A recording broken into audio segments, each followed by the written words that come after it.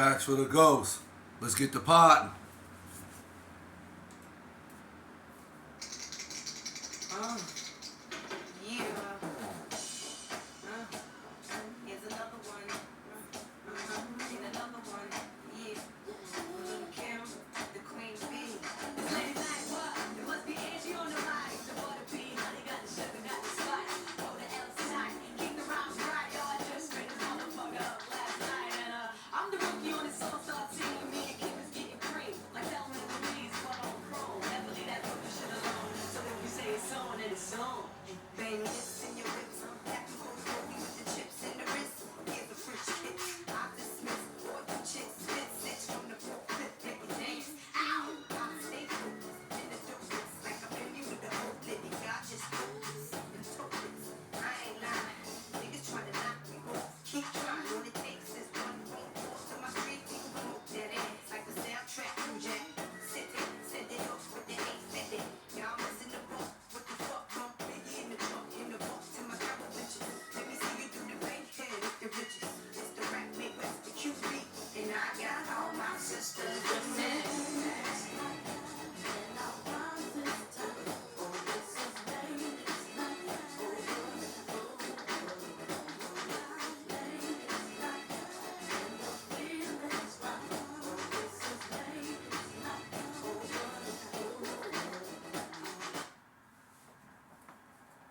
What's happening?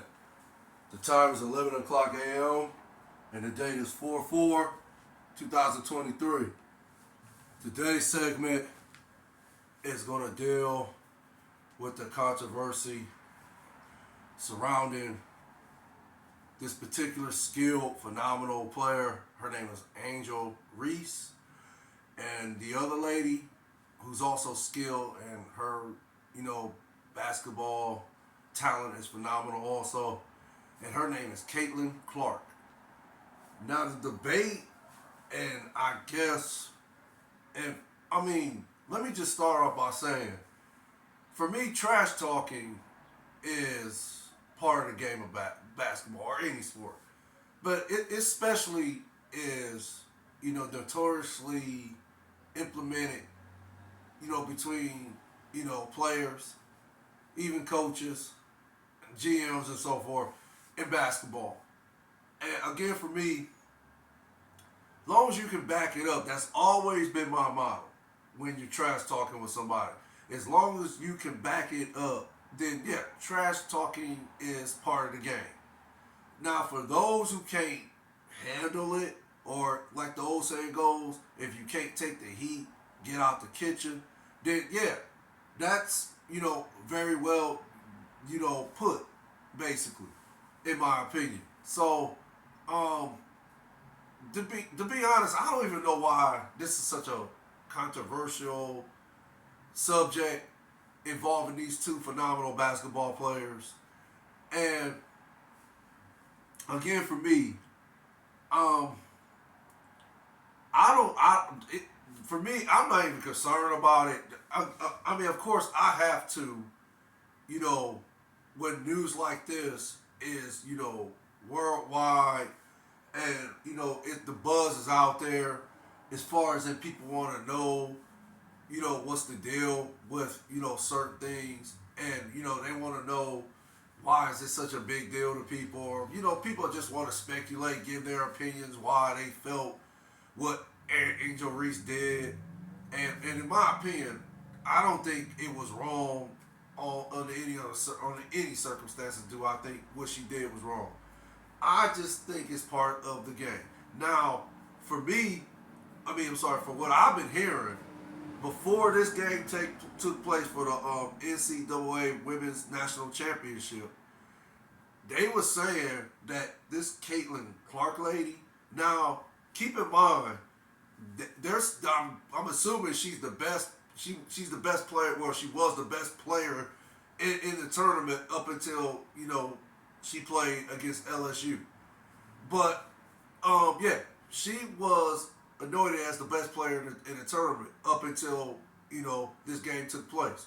And I don't really, I ain't really got all the numbers on her because, again, it's a subject that I really don't you know, when it comes to subjects like this, I think it's petty. To be honest, I try not to deal with petty stuff.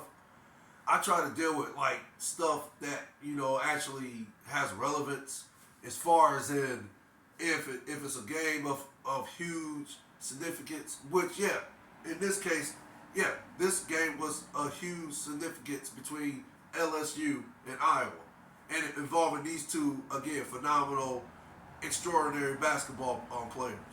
Um, but yeah, if it's not on that level, and this is I guess you could say this is why I'm doing a segment on this because of the game and the magnitude of it. Yeah, but I mean, unless it's not dealing with if it's something petty, I try to stay away from it. But okay, yeah, in some ways, you know, the behavior between these two, it's petty to me. It's trash talk again, and I guess again we're living in a society where some people are just sensitive like that. I guess I don't know. Like I said, me personally, I'm old school.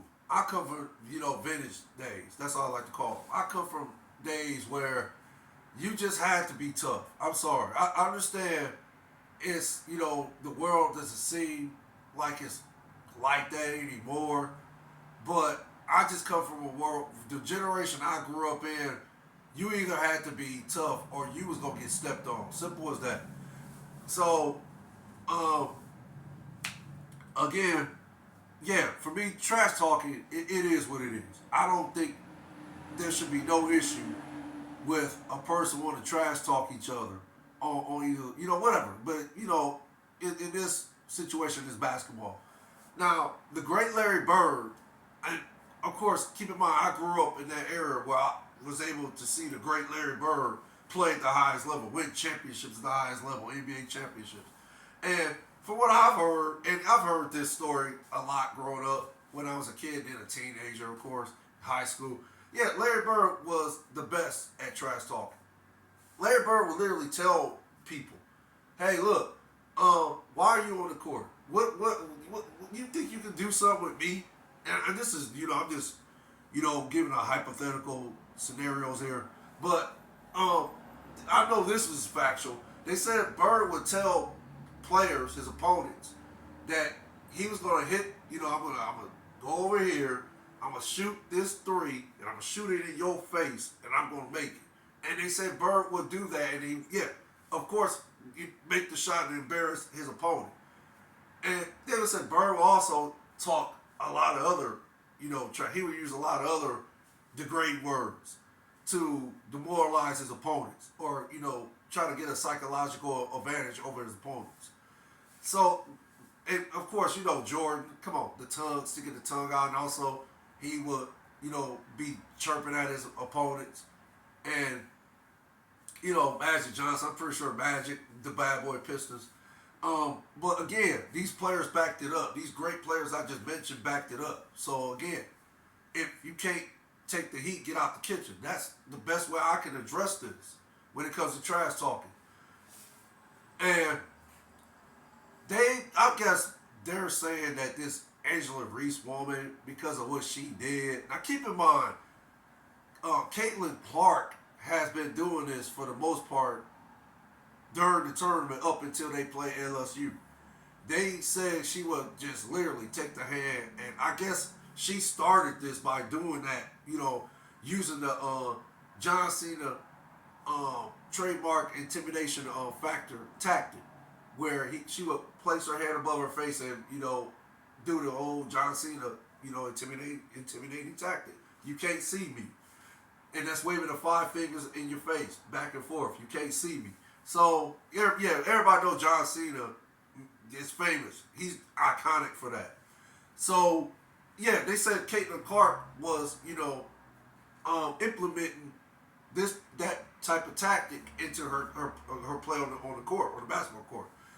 And I guess up until this game against LSU, I don't know what actually made or provoked Angela Reese to keep in mind 12 seconds left in the game, and they're 12 seconds away from winning the national championship, women's national championship. And again, I don't know what provoked her, but as the game is winding down, she proceeds to follow Caitlin Clark, and again using the John Cena type tactic, intimidation tactic, where she's waving her hands in her face, the five fingers, and then she proceeds to take her finger to her, take the finger to her left and point it at the forefinger on her right hand, and that signals, this is where this ring is going to be placed. This championship ring is going to be eventually placed. But again, I don't know what provoked her to do it, but okay. They say when Caitlin Clark was doing it, they were saying she had the Mamba mentality. Oh, she has that it factor. Oh, this is why she's the player she is. Nah, this is why she's the best player in the tournament, because she just has that, killer instinct like factor. Kobe Bryant, Mamba mentality, and so forth. In other words, she was being embraced for using this John Cena intimidation tactic. She was being embraced for it. Because there's reports that saying that when she did, when she would wave the five fingers in her face, wasn't nobody really, there was no buzz about it. Like I said, she was getting embraced. If all else failed, she was getting embraced for doing that. So now when Angela Reese actually does it and is in a championship game and she's about to win the NCAA Women's National Championship, she's about to be a champion. Oh, and she was voted the most outstanding player of the tournament. So when she does this, now there's a buzz. Now there's an uproar as to how could she do something like that. That is such a classless act. That shows no sportsmanship whatsoever. Who raised her? Their parents must not raise her right. She's from the hood, and so forth. So she's receiving the backlash from doing this, utilizing the same tactic that Caitlin Clark utilized prior to this game. So there's people saying, "Oh, it's a white thing. Oh, it's this. Oh, it's that." Well, okay. What's that? White privilege. Okay. You can say that. I guess you can say that. This is what kind of like confuses me about this, because my mindset in today's society, and I've heard this before. We're living in a post-racism society. So when I hear that type of statement, I'm thinking, yeah, things are changing for the better. But I don't know if the masses is trying to still push the idea that this is a white man's world and